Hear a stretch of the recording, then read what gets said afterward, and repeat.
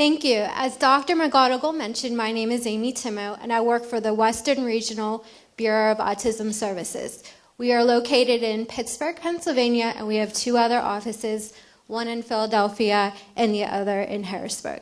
Today, I'll present to you meeting the needs of individuals with autism and some considerations for the future. Now, we have a lot to get through in a short period of time, so one thing I want to point out on slide 14 in the green booklet is all of the contact information, phone numbers, websites, email addresses. I don't know about you, but usually weeks, months, years after I view a presentation is when I come up with my best questions. So this will enable you to contact us, and we are more than happy to help. So let's get started with a little bit about our Bureau. We are actually in our 6th year of existence. Pennsylvania is full of a lot of great advocates, self-advocates, and that is how we were formed. We continue to take their message and to move forward. We are an evolving Bureau, and our missions evolve as we do. The more that we learn, the more that we shape our programs.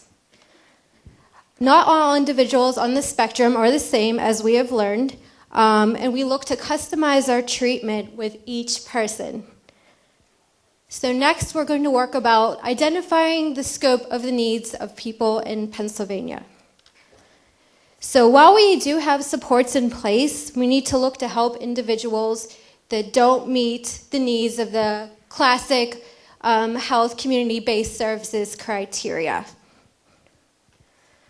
Our needs assessment was actually the first to study the estimate number of individuals living with autism in Pennsylvania.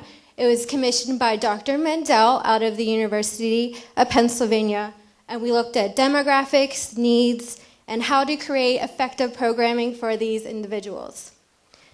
So one thing I really want to point out to you is the 5 to 12 year demographic on this chart. Keep in mind that this study was done 6 years ago. So these people are now reaching transition age. We are in definite need of adult programming in our state. So our programs, our adult programs that were created, are showing positive outcomes. The growing numbers we found can be a good opportunity for us to evolve our programming, look for new information, and develop new ideas and expand. So the needs assessment, this is just a brief example. If you want to read the entire needs assessment, you can look on our Eastern Assert website, which I will share with you briefly. So who took this study? Over 3,500 individuals took our study. This was the largest ASD study to date. Individuals ranged on the spectrum, everything from autism, Asperger's, Rett syndrome, PDD, PDNOS. We had a good mix of individuals completing this survey. Individuals with AST could complete the survey on their own. So what did we find? This enabled us to get an ability to quantify what we already knew in our state. The survey highlighted everyday as state challenges that we found. And we hope the survey will increase the knowledge regardless of age, location, and support. So some recommendations. Each report that will be listed next will provide recommendations and show needs that need to be addressed. Some of these are increasing the training in our state, the accessibility to training in our state, and just getting information out to everyone. So this is a list of all of the reports, and again, a longer version will be on our upcoming website. So who are the ASSERT? Pennsylvania is actually a very rural state. Majority of actually is, and we found that a lot of them weren't getting access to transportation, education, supports. So the ASSERT helps fill those gaps. And as we can see, Dr. McGonigal, who presented me, we're lucky enough to have him as our Western Region Director. And here is listed the ASSERT website for the Eastern Region where you can find those needs assessment. So here are a list of current ASSERT projects. If you're interested in learning more about these, please see one of our ASSERT employees. So without supports, we are finding an increase in homelessness, justice issues, and a big problem that I hear every day is with aging parents. They have children living in their homes, but they don't have a way to support them, and what happens to them when they are gone. So we look to address some of these with some of our adult programs. So we have 2 adult programs currently in the state. We have the Adult Autism Waiver and the Adult Community Autism Program, also known as ACAP. ACAP is currently only located in the eastern side of the state, but we hope, since it's developed past the pilot stage, that we can get it in our area. The Adult Autism Waiver has over 18 different programs, everything from behavioral specialist support, job assessment and finding, community inclusion, assistive technology, and the list goes on. One of the hot buttons that I hear is with employment. We have consumers that work in everything from stores, in hospital settings. They go to school full time. We even have an individual who's interested in becoming a clown. So this is a person-centered program. We can help all of those needs. So what are the differences between our programs and some of the other adult programs in this state? Ours is centered on autism, diagnosis. IQ is not a factor. As I mentioned, we have very low functioning individuals, and we have an individual that's getting their master's in psychology. So we accept all IQs. Ours is also administered on the state level, not the county level like other waiver programs. And we are lucky enough to have 2 of those program representatives here in the audience with Marian Necarato and Patrick Keating. Furthermore, our providers have to go through ASD training. They have to pass tests, they have to go through our information so they know how to properly support our individuals.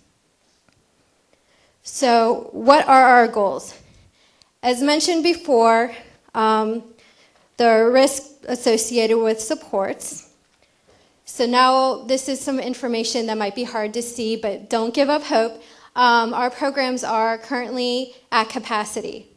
However, as the Western Region Enrollment Coordinator, I can tell you we continue to take interest, people on our interest list, and we continue to take applications when we have space available. It's important that if you do have someone, a loved one, that is interested in enrolling in our program, to have them enroll. So who's actually eligible for our programs? You have to be a PA resident. You have to have something on the spectrum. You have to meet MA and FEA eligibilities, and you have to be 21 years or older. Some of you might wondering why 21. That's when we found is the most need. That is after the school age, the transition out, and that's what we're able to help at this time. So this is just a list of some of our provider trainings that they must go through, and you can find this on our websites, which I'll mention later on. So how do you sign up for these programs? This is the 1866 number that you need to call and then provide some basic information. After that time, we will determine what interest lists you are on. We have currently 2 interest lists, a Priority 1 and a Priority 2 interest list. The Priority 2 interest list is for those adults who have other waivers, live in state or mental facilities, things of that nature. And the Priority 1 is for those without those services who have base funding or below services. So we are actually seeing positive outcomes. As I listed before, the law enforcement activity, the mental hospitalizations, those are all problems that our program are helping to avoid. We have individuals, for instance, we have a 70-year-old man who is in our program, and yes, this is a lifetime program, so that helps our individuals, who is able to get out in the community with the supports that he has. We have individuals who avoid law enforcement activity because our providers are able to spot those problems and steer them off to a positive direction. So those are all great things. So this is just, if you have questions or concerns, this is our website and this is our phone number. So now we move on to the next area that is important to us, and that is our training. The purpose is to get information out to those who need it. It's not just for our providers. we have easy access, and we have a lot of free resources that are sometimes untapped by individuals in the state. So first, I just want to briefly mention our upcoming training conference. If you're looking to take a vacation to Lancaster, this is a good opportunity. And it has a lot of great project speakers, such as managing anxiety, depression, employment and justice issues, risk management, sexuality, and more of our CERT projects.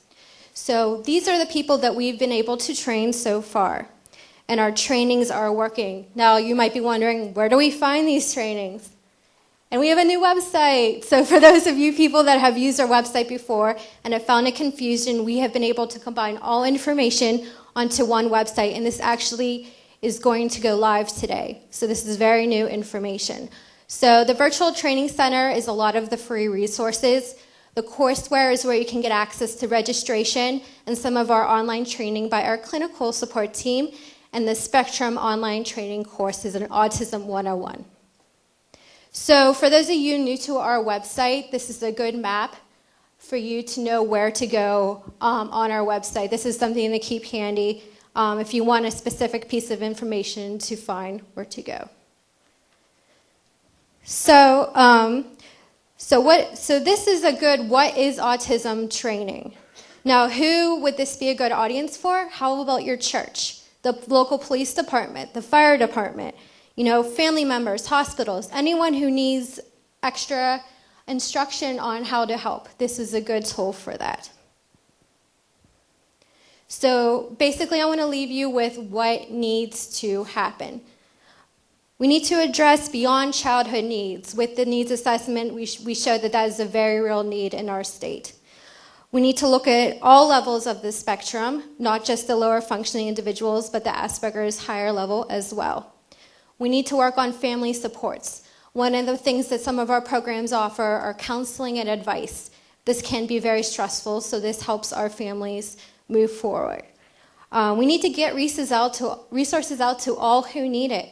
As I mentioned before, this is a very rural state, so just getting this out to Warren County or some of the other counties up north, this would be a great tool. And we need to work on ongoing collaborations with all organizations within the state as well. So how do you stay updated on our latest news? This is our website and our training website, and stay tuned for weekly trainings and our newsletter and our webcast. This is a great way to sign up for this information. And here is the very important contact information slide for all of your questions, concerns. If you want to sign up for the programs, we'd be more than happy to help. So thank you for your time.